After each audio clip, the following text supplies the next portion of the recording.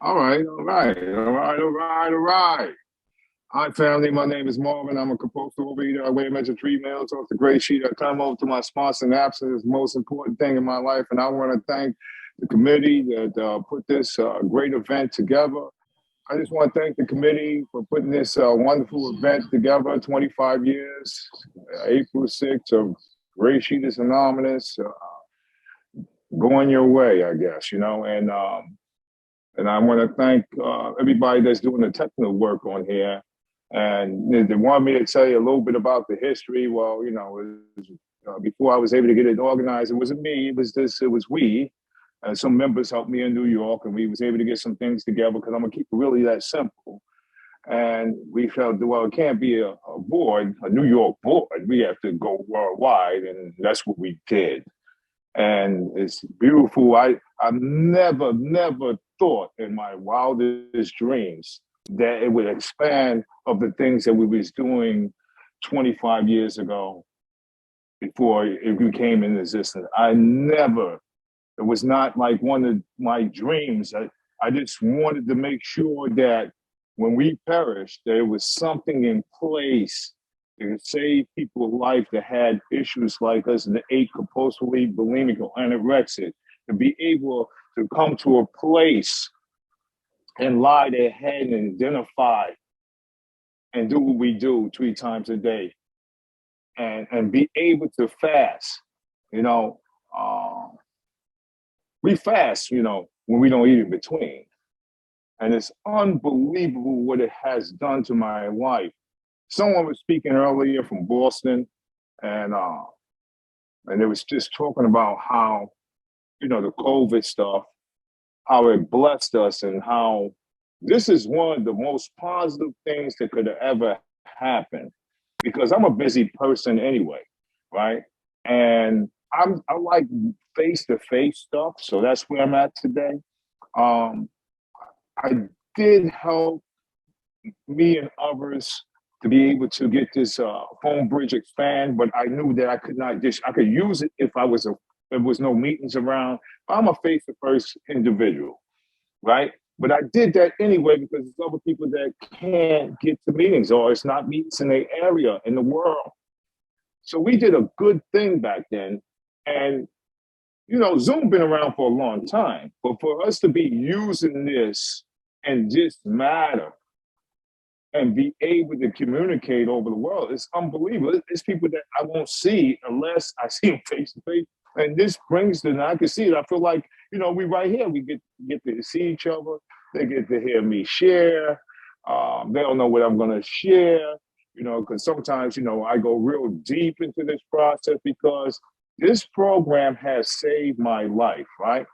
And I'm going to tell you, just before the COVID, the biggest ligament that, I can't name it right now, I can't remember, popped it. I couldn't drive, I couldn't do anything, right?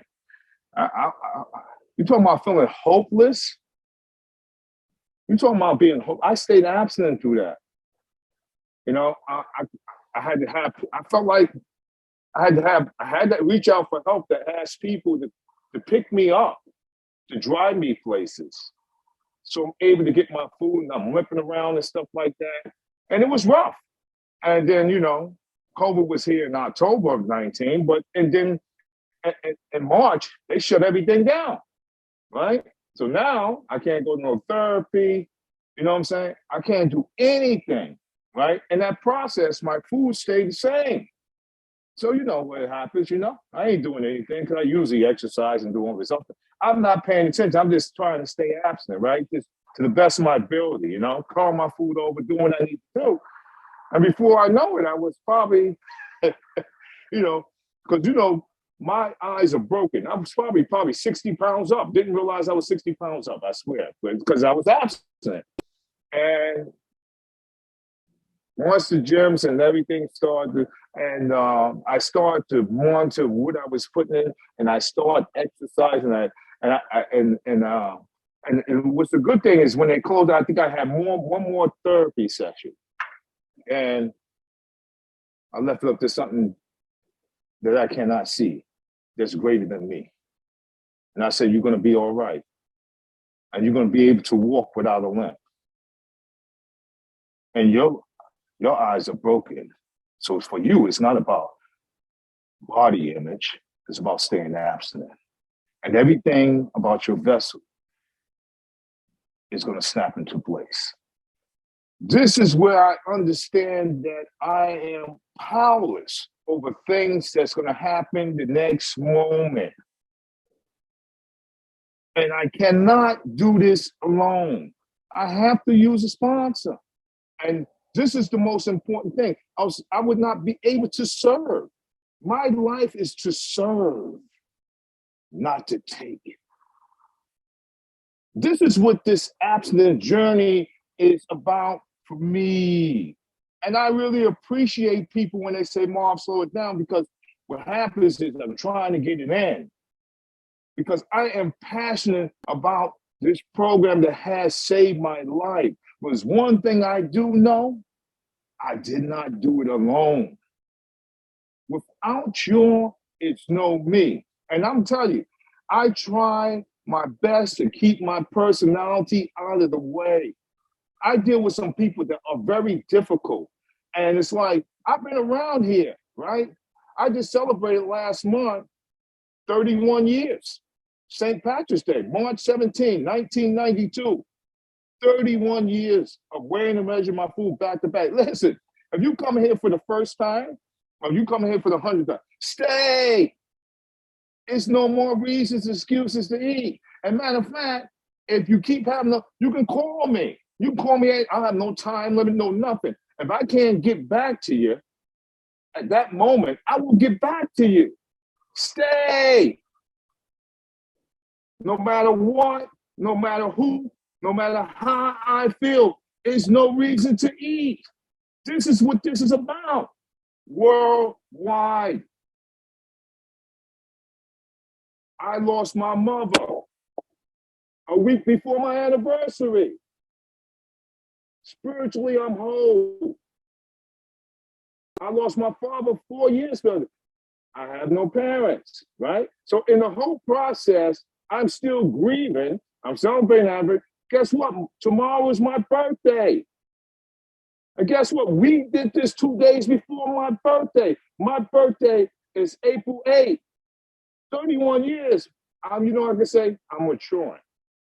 I am truly grateful to come in the process in my late 20s and still be here and be abstinent, still see people that's doing what I'm doing, that's staying abstinent. You know, because the most important person that any meeting or any platform is that newcomer that's coming in for the first time, or that individual that's struggling from this disease, right? That keeps coming in and out. We love you. Just keep coming back.